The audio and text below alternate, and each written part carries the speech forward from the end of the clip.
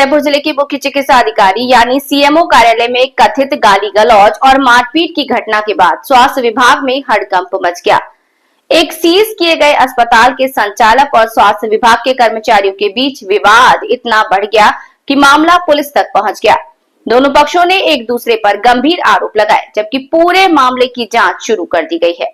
लोधीगंज स्थित एक निजी अस्पताल की संचालक की पत्नी ने सदर कोतवाली में शिकायती पत्र देकर आरोप लगाया कि अस्पताल के नवीनीकरण और संचालन को लेकर विभागीय कर्मचारियों द्वारा धनराशि की मांग की जा रही थी।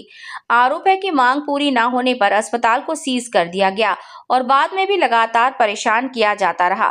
महिला का कहना है कि उनके पति विनय लोधी अस्पताल खोले जाने की जानकारी लेने सीएमओ कार्यालय पहुंचे थे। इस दौरान कार्यालय में तैनात बाबू से कहासुनी हो गई, जिसके बाद गाली गलौज और मारपीट की घटना हुई।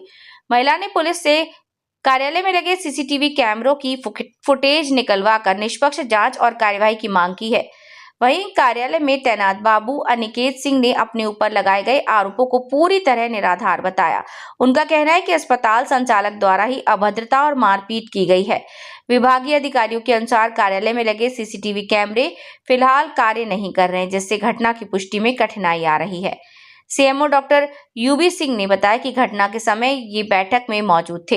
हंगामे की सूचना मिलने पर पुलिस को बुलाया गया और संबंधित व्यक्ति को कोतवाली भेजा गया। उन्होंने कहा कि पूरे मामले की निष्पक्ष जांच कराई जा रही है और जांच में जो भी तथ्य सामने आएंगे उसके आधार पर आवश्यक कार्यवाही की जाएगी। मामला आज कोतवाली आई हुई है, क्या हुआ है?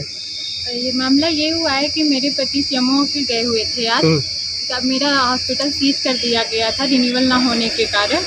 उन्होंने बोला था कि आप पूरे मानक पूरे कर लीजिए, उसके बाद मैं हॉस्पिटल खुलवा दूंगा। उस दिन से हम लोग मानक पूरा करने की पूरी कार्यवाही कर रहे हैं। हमारे मानक 8 को पूरी तरह से पूर्ण हो चुके हैं। उसी के मामले को लेकर हमारे पति विनय कुमार आज गए थे सीएमओ ऑफिस। उन्होंने बाबू से पूछा, वहाँ पे अनिकेत बाबू जी हैं, उन्होंने कहा उनसे कि हमारे मानक पूर्ण हो गए हैं, आप कृपया फाइल देख के इसको आगे की तरफ बढ़ा दीजिए। लेकिन बाबू ने वहाँ पे सीधे जो है पैसों की मांग करते हुए ये बोला कि अगर आप पैसे नहीं देते हैं तो मैं किसी भी प्रकार से रिन्यूअल नहीं करूँगा, जिसमें उनके अन्य अधिकारी भी शामिल हैं। फिर बाबू इन्होंने पैसे देने से अनिश्चित रूप से मना कर दिया है। मैं पैसे नहीं दूंगा, मेरे पास सारे कागज़ हैं, पूरे मेरे पास पूरे सभी कागज़ हैं, मैंने ऑनलाइन करवा दिया है, तो मैं किस चीज़ के पैसे दूंगा आपको। उसने वहाँ से बाबू ने मेरे पति को वहाँ से डांट की गाली देकर भगा दिया है और नीचे जीने में उतरते समय मारपीट की है। उन्हें बेड से मारा गया है, काफ़ी गंभीर चोटें आई हैं, वहाँ पे अभद्रता की गई है उनके साथ और उनसे बोला गया है कि आप पैसे नहीं देंगे तो आपका हॉस्पिटल मैं किसी भी कारणवश नहीं खुलने दूंगा। आप सरकारी पोस्ट में हैं, इसका मतलब ये तो नहीं है ना कि आप अपने अधिकारों का गलत फायदा उठाएंगे। अधिकार मिलते हैं आपको पब्लिक की सेवा करने के लिए, आप उनका अनिश्चित रूप से गलत फायदा उठा के मारपीट करने को उतारू होंगे। फिर मारने वाले में कौन कौन थे? मारने वाले में तो 4-5 लोग थे, 5-6 लोग। फिलहाल मुझे बाबू अनिकेत जो वहाँ पे बाबू हैं इस समय पे सीएमओ ऑफिस में, उनका नाम पता है और 4-5 लोग थे जिनका नाम मैं नाम नहीं बता सकती हूँ, नाम क्या था। इश्तियाक जी का भी आप लोगों ने नाम अंदर बताया है, क्या था? इश्तियाक से भी पैसे तो लेके मांग कर रहे थे। अच्छा, लगातार दबाव बना रहे थे। मारते हुए उन्होंने चैनल भी बंद कर दिया था। जब सीएमओ सर आए हैं तब उन्होंने चैनल छुड़वाया है। फ़ोन भी सारे मेरे पति के साथ जो लोग थे उनके फ़ोन छुड़वा लिए गए थे ताकि वो किसी भी प्रकार की किसी को सूचना न दे। अभी हस्बैंड कहाँ है आप? कोतवाली में है। क्या मांग कर रही हैं आप? मैं उनसे यही मांग कर रही हूँ कि जो भी सीएमओ ऑफिस में हुआ है उसका निष्पक्ष रूप से जांच की जाए, मेरे पति को इंसाफ मिलना चाहिए।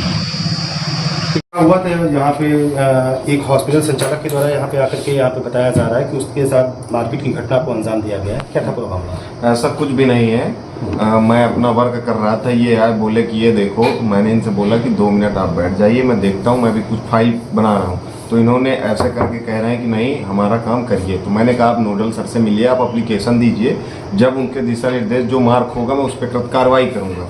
तो बोलने लगे बाबू क्या किस लिए होते हैं, बाबू काम नहीं करते। मैंने कहा ऐसा कोई काम नहीं, आपका सीज हुआ, आप कागज डॉक्यूमेंट लाएं कि आप ऐसे चले आएँ।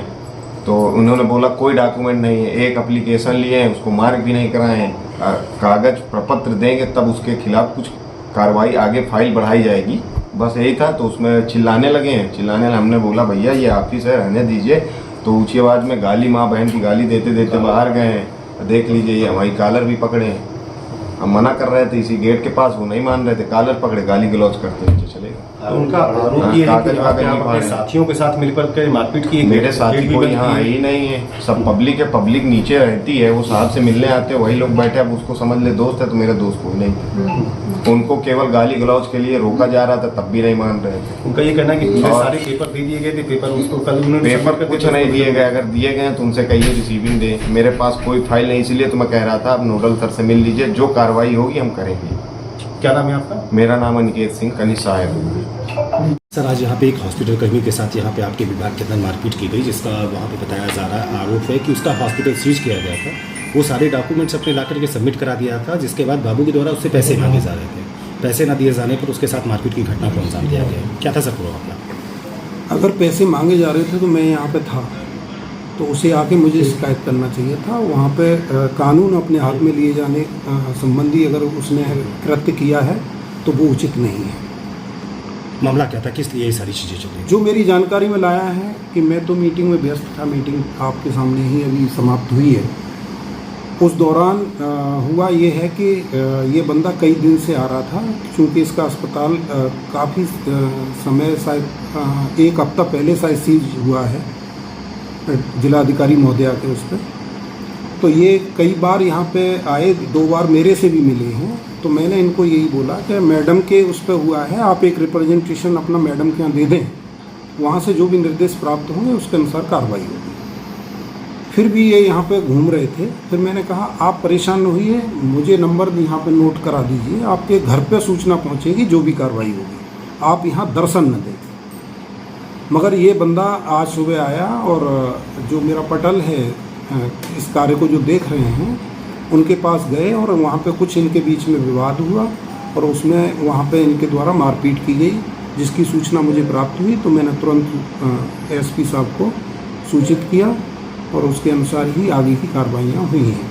जैसा कि उसकी पत्नी का एलिगेशन है, जहाँ सदर कोतवाली में उससे शिकायत। देखिए, पत्नी का जहाँ तक सवाल है, पत्नी न तो घटना स्थल पर थी और ना ही वो इस विवाद में कहीं सम्मिलित नजर आ रही है।